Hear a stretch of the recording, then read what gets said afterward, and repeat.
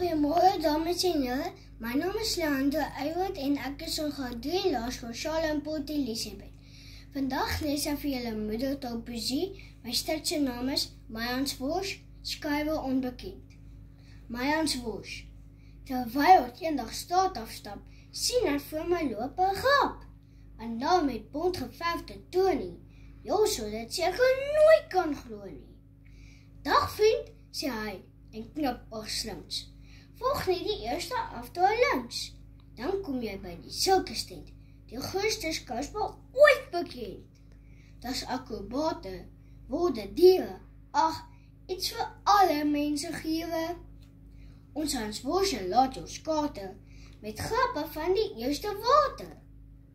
Jammer meneer, moes ek toe sê, daarvoor sou ek geld moet hê. O, jy is platsak, sê Bont Piet. Vat die kaartjie en kom verniet. Netjies gewas, agter mekaar, was ek vroeg die aantal daar. Ek wys my kaartjie by die hekke en word geneem na die voorste plekke.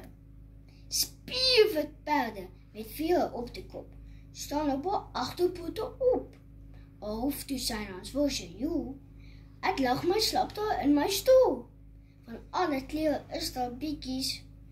'n groot orkes speel op skopliedjies. Daar's olifante en slim honde, om dit te mis is toch 'n sonde.